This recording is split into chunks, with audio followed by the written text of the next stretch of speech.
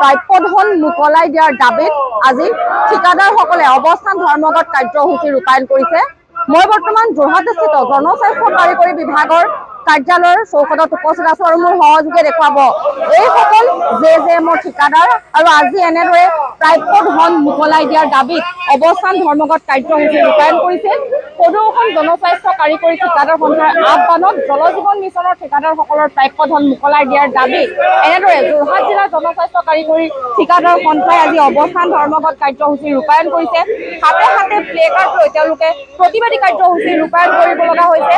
JJMৰ অনাদায় ধন শীঘ্ৰে মুকলি কৰক, JJMৰ ধন নিদিয়া পৰ্যন্ত SOPDৰ কাম বন্ধ ৰাখক, এনেদৰে প্লে কাৰ্ডত লিখি প্ৰতিবাদী কাৰ্যসূচী ৰূপায়ণ কৰিব লগা হৈছে। কিয়নো তেওঁলোকৰ প্ৰাপ্য ধন মাহ ধৰি মোকলাই দিয়া নাই। আপোনালোকৰ দীৰ্ঘদিনীয়া দাবী চৰকাৰী পক্ষৰ লগতো আলোচনা হয়, তেওঁলোকে আপোনালোকক মোকলাই দিম আশ্বাস প্ৰদান কৰে। আজি এনেদৰে অৱস্থান ধৰ্মঘট কাৰ্যসূচী ৰূপায়ণ কৰিব লগা হৈছে, কি ক'ব?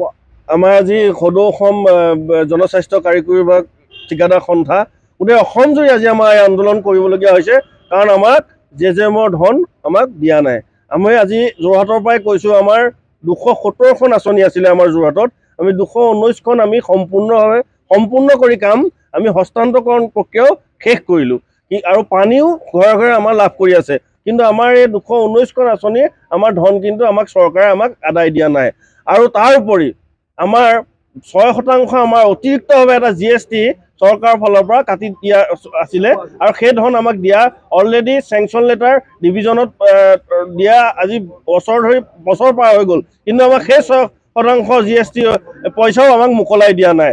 আৰু আমাৰ বহু সংখ্যক পইচা 42 কোটি টকা আজি কাগজ ৰূপে চেংচন লেটাৰ আমাৰ ডিভিজন অফিচত পৰি আছে, কিন্তু সেই পইচাও আজি অহা চেংচন লেটাৰ অহা বছৰ হ'ল, কিন্তু আজিও আমাক পইচা দিব পৰা নাই। আমাৰ আজি ঠিকাদাৰৰ এনেকুৱা অৱস্থা হৈছে, কিছু জেগাত আমাৰ এতিয়া কাৰ্বি আংলঙত এজন ঠিকাদাৰে তেওঁ আত্মহত্যাৰ দৰে চৰম সিদ্ধান্ত ল'বলগীয়া হ'ল। কাৰণ আমাৰ মাজতো তেনেকুৱা কথা কোৱা মানুহ আমি লগ পাইছোঁ, আমাৰ মাজতো কাইলৈ হয়তো 2-এজন মানুহে তেনেকুৱা সিদ্ধান্ত ল'ব পাৰে। গতিকে এই অৱস্থালৈ নোযোৱা আগতেই অসম চৰকাৰে আমাক অনাদায় ধন মুকলি কৰি আমাৰ ঠিকাদাৰসকলক উদ্ধাৰ কৰক বুলি আমি মুখ্যমন্ত্ৰী মহোদয়, কেন্দ্ৰীয় চৰকাৰক বিনম্ৰভাৱে অনুৰোধ জনাইছোঁ। কাম সম্পূৰ্ণ হোৱাৰ কিমান মাহৰ পাছলৈকে আপোনালোক পাবলগীয়া হৈছে? আজি 19 মাহ ধৰি এটকা পইচা নাই পোৱা। আৰু তাৰ উপৰি মুখ্যমন্ত্ৰী মহোদয়ে ক'লে যে 1500 কোটি টকা তোমালোকৰ SD মনি এই নামত আমি মোকলাই দিছোঁ, আৰু বাহিৰত ওলাই গ'ল যে 1500 কোটি টকা আমাৰ পইচা জনস্বাস্থ্য কাৰিকৰী বিভাগলৈ পইচা আহিছে। আৰু তাৰ লগে লগে আমি য'ত আমি ধাৰৰ পৰা বা আমি দোকানৰ পৰা বস্তু কিনা, তেওঁলোকে আমাক ফোন কৰিব ল'লে, তোমালোকৰ পইচা পাইছা, তোমালোকে আমাৰ বিলখিনি দিয়া, পইচাখিনি দিয়া। আমি এতিয়ালৈকে শুনিছোঁ ডিভিজন অফিচলৈ সেই SD মনি ৰিলিজৰ কাৰণে কোনো নীতি নিৰ্দেশনা অহা নাই। গতিকে আমি এইটোও কৈছোঁ যে এই নীতি নিৰ্দেশনা অতি শীঘ্ৰে আমাৰ শাখাবোৰলৈ সংমণ্ডললৈ প্ৰেৰণ কৰক। আৰু মাজত আমি 19 মাহৰ মাজত পইচা আহিছে, বেলেগ বিভাগীয় যিখিনি আমাৰ মন্ত্ৰীৰ লগত ভাল, তেওঁলোকে সেই পইচা বুজাবুজি কৰি তেওঁ লৈ গৈছে, তেতিয়াও আমি প্ৰতিবাদ কৰিছোঁ।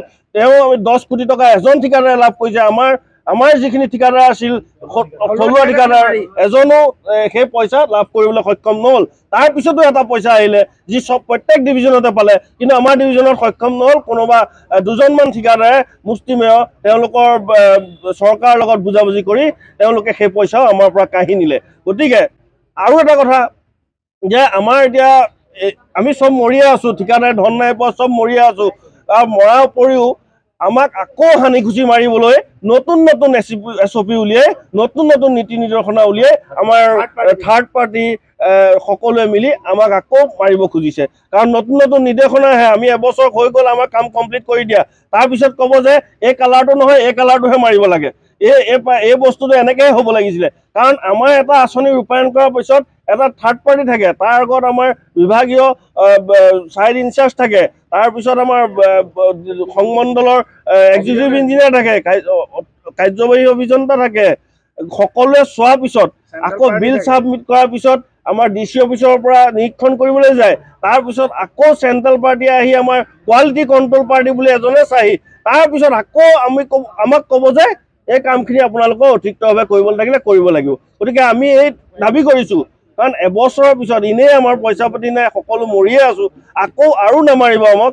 আমাক জীয়াই থাকিবলৈ দিয়ক, কাৰণ আমাৰ পইচা নাই, আমি বহুত কষ্টত আছোঁ, আমি মানসিকভাৱে ভাবি পৰিছোঁ, আৰু আমাৰ মাজত বহুত মানুহ শুনিবলৈ পাইছোঁ মানসিক বিকাৰগ্ৰস্ত হোৱাৰো মানে সম্ভাৱনা আহি পৰিছে। আজি আপোনাক অতি দুখেৰে জনাওঁ, আমাৰ যিমান আজি ঠিকাদাৰ বন্ধুসকল ইয়াত বহি আছোঁ যোৰহাট তথা গোটেই অসমত, আজি আমি বৰ দুখেৰে আপোনালোকক ক'ব বিচাৰিছোঁ যে আমি ঠিকাদাৰসকলে কাম কৰি দিয়াটো আমাৰ কৰ্তব্য। আমি এবছৰ হৈ গ'ল, এবছৰৰ পিছত আমাৰ ঠিকাদাৰে এটকাও পইচা আজি 19 মাহে চুব পৰা নাই। গতিকে চুব পৰা নাই মাজতে আকৌ নতুন নতুন SOP কিছুমান জাপি দি আমাৰ ঠিকাদাৰসকলক মানসিক ভাৰসাম্য এৰিব বিচাৰিছে নেকি আমি এই ডিপাৰ্টমেণ্টে, কাৰণ এই ডিপাৰ্টমেণ্টটোতে আমি কৰি মেলি খাই আছোঁ আৰু সকলো অসমীয়া থলুৱা ঠিকাদাৰ। গতিকে আমি কাম কৰাৰ ক্ষেত্ৰত কোনোদিন হেমাহি কৰা নাছিলোঁ। আজি আপোনালোকে ফিল্ডত যাওক, আমাৰ যিকেইটা স্কিম যোৰহাট ডিভিজনৰ পৰা হস্তান্তৰ কৰা হ'ল প্ৰতিটো স্কিমৰ পানী আজি ৰাইজে খাই আছে, কিন্তু ঠিকাদাৰসকলে আজি ঘুকুতে ঘুকুতে পইচা পোৱা নাই, আজি মাৰ্কেটত ওলাব পৰা নাই। গতিকে আমাৰ পৰিয়ালবিলাক উদ্ধাৰ কৰক, অসমৰ মুখ্যমন্ত্ৰী তথা ভাৰতৰ প্ৰধানমন্ত্ৰী তথা বিভাগীয় কৰ্তৃপক্ষই লাগি আমাৰ পইচাবিলাক দিয়াৰ ব্যৱস্থা কৰক। ধন্যবাদ। হয়, এনেদৰে আজি JJMৰ ঠিকাদাৰসকলে অৱস্থান ধৰ্মঘট কাৰ্যসূচী ৰূপায়ণ কৰিব লগা হৈছে। আৰু এটা কথা ক'ব লাগিব যে এইখন চৰকাৰে খিলঞ্জীয়াৰ কথা কয়, কিন্তু এইসকল খিলঞ্জীয়া ঠিকাদাৰে এতিয়া প্ৰাপ্য বিচাৰি এনেদৰে প্ৰতিবাদী কাৰ্যসূচী ৰূপায়ণ কৰিব লগা হৈছে। আৰু যোৰহাট জিলাত ৰূপায়ণ হৈ থকা 270খন আঁচনিৰ তেওঁলোকে কিন্তু 219খনেই সম্পূৰ্ণ কৰি ইতিমধ্যে হস্তান্তৰ কৰিলে। তাৰ পাছতো কিন্তু প্ৰাপ্য ধনৰ বাবে আপোনালোকে প্ৰতিবাৰে চৰকাৰৰ দৃষ্টি আকৰ্ষণ কৰিব লগা হয়। দৃষ্টি আকৰ্ষণ কৰাৰ পাছতো কিন্তু মাহ ধৰি আপোনালোকে বঞ্চিত হৈ আছে প্ৰাপ্যৰ পৰা। আমিতো আজি 19 মাহে বঞ্চিত হৈ আছোঁৱেই।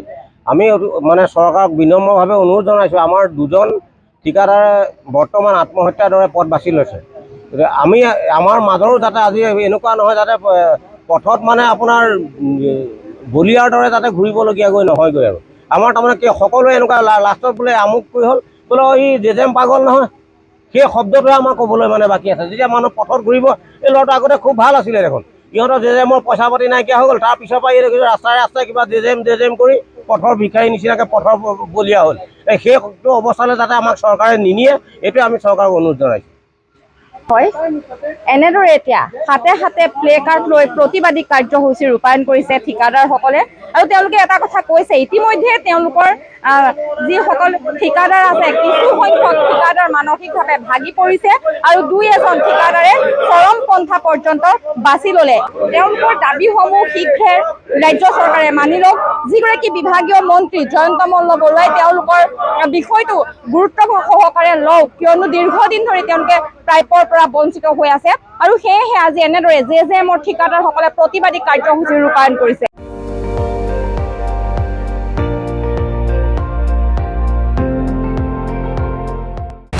আপুনি চাই আছে ND24, সৰ্বশ্ৰেষ্ঠ নহয় সৰ্বোত্তমৰ দৌৰ।